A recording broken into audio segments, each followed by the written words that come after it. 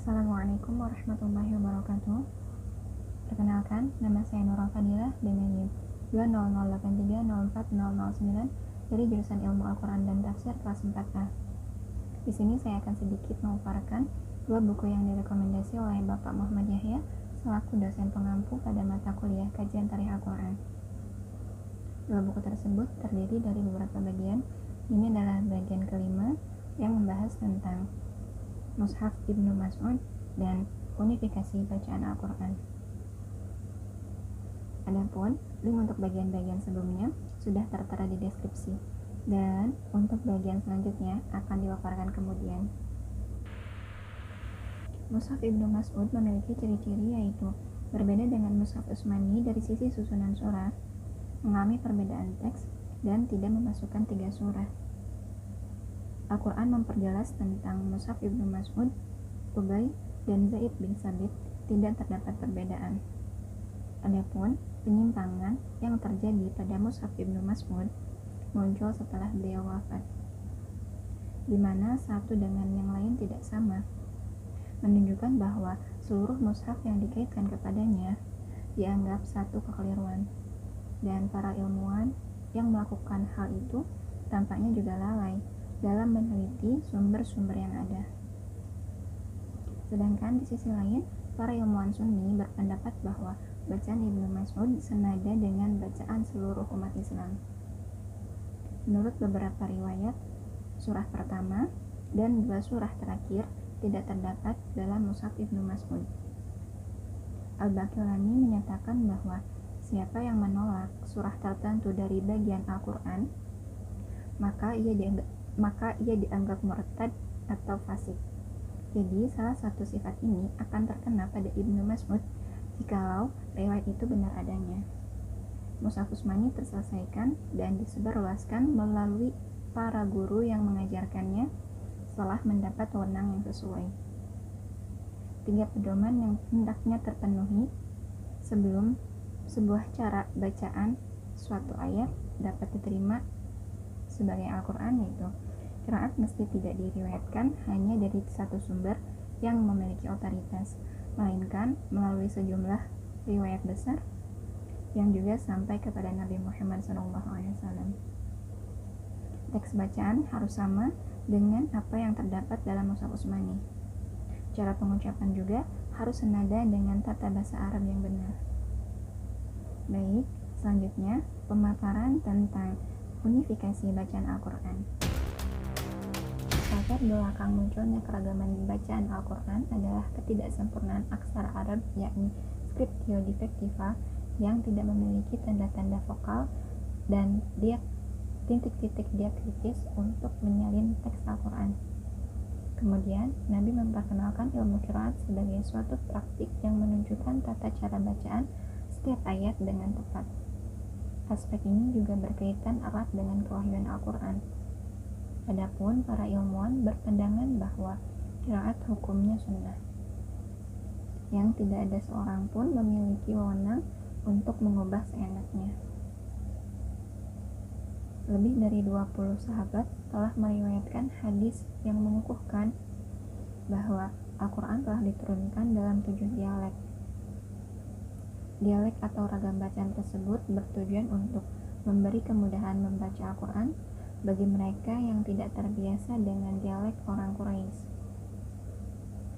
Sebagian sarjana muslim menjelaskan pengertian 7 dialek atau al-abwab al-sab'ah. 7 segi ini bertalian dengan perintah, larangan, ancaman, perdebatan, janji, kisah masyarakat terdahulu, dan perumpamaan. Pada masa Khalifah Utsman, upaya standarisasi teks Al-Quran sebenarnya mengarah juga kepada unifikasi bacaan Al-Quran. Dengan teks yang relatif seragam, pembacaan Al-Quran yang dipijakan pada teks tersebut tentu akan meminimalkan keragaman. Tetapi lantaran aksara yang digunakan ketika itu untuk menyalin Mushaf Utsmani belum mencapai tingkatan yang sempurna, sehingga keragaman bacaan masih tetap mewarnai pada masa awal kitab suci kaum muslimin. Keragaman ini juga bisa dikaitkan dengan hafalan materi Al-Quran lama yang ketika dilakukan standarisasi teks dan pemusnahan mushaf-mushaf non-Utsmani. Pemusnahan seluruh bentuk teks non-Utsmani tidak mungkin menghilangkan keseluruhan tradisi pembacaannya.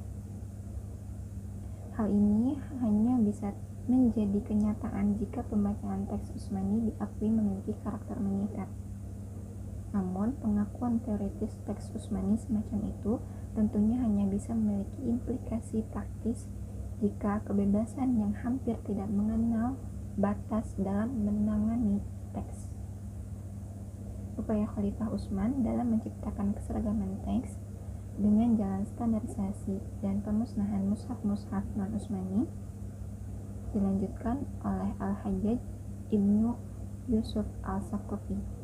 Al-Hajjaj memberikan perhatian dengan sungguh-sungguh terhadap hal ini, seperti tercermin dalam berbagai tindakannya mulai dari pemusnahan mushaf-mushaf non-Utsmani, penyempurnaan ortografi Al-Quran, pengiriman salinan-salinan teks Utsmani ke berbagai kota metropolitan Islam, sampai kepada upaya memaksa mengeluarkan qiraah Ibnu Mas'ud dari kalangan kaum muslimin pada masanya. Upaya standarisasi yang dilakukan Utsman ataupun pada masa berikutnya oleh Al-Hajjaj bukan tanpa rintangan. Sebagaimana telah ditunjukkan, dua sahabat terkemuka Nabi yang kumpulan Al-Qur'annya memiliki pengaruh sangat luas di kalangan kaum muslimin yang awal, terlihat tidak menyepakati kebijakan Utsman dan menolak untuk memusnahkan mushaf mereka. Tetapi lantaran tekanan politik dan dengan berlalunya masa, rintangan-rintangan terhadap upaya standarisasi teks dan bacaan Al-Quran berangsur melemah, hingga akhirnya menghilang dari percaturan sejarah Al-Quran. Selanjutnya, pemaparan tentang ulasan singkat dari bagian-bagian sebelumnya. Jadi, Al-Quran diwahyukan dalam suatu situasi kesejarahan yang konkret. Sebagian besar kandungan kitab suci ini merupakan respon terhadap situasi kesejarahan tersebut. Situasi politik yang ketika itu didominasi oleh perebutan kekuasaan antara Persia dan Bizantium yang ditanggapi dalam sejumlah kesempatan di dalam Al-Quran. Kitab suci ini juga merekam situasi sosio-religius di Jazirah Arab dan memberikan respon melalui ajaran-ajarannya yang bersifat universal. Pengalaman kenabian Muhammad bermula ketika ia berusia sekitar 40 tahun pada suatu malam yang lazim disebut sebagai Lailat Al-Qadar. Diyakini mayoritas muslim yang terjadi pada 17 Ramadan, 13 tahun sebelum ia bermigrasi ke Madinah. Setelah itu, wahyu diterimanya secara berangsur-angsur selama 23 tahun kenabian hingga dipanggil ke hadirat ilahi. Terdapat banyak versi yang berkembang baik di kalangan kaum muslimin ataupun sarjana barat tentang sekuensi kronologis pewahyuan bagian-bagian Al-Quran. Tetapi tidak ada satupun gagasan tentangnya yang memuaskan. Keseluruhan aransemen kronologis pewahyuan Al-Quran yang diajukan memiliki sejumlah cacat mendasar, baik pada asumsi-asumsi penanggalan ataupun pada susunan kronologis aktualnya.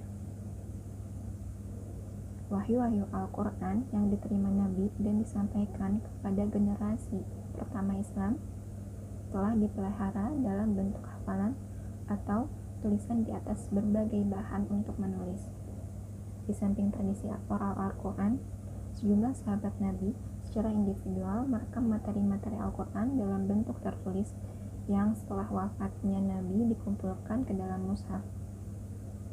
Di antara mushaf-mushaf Al-Quran yang awal terdapat 4 mushaf sahabat yang menjadi rujukan kaum muslimin setelah wafatnya Nabi hingga beberapa saat setelah kodifikasi Utsman bin Affan.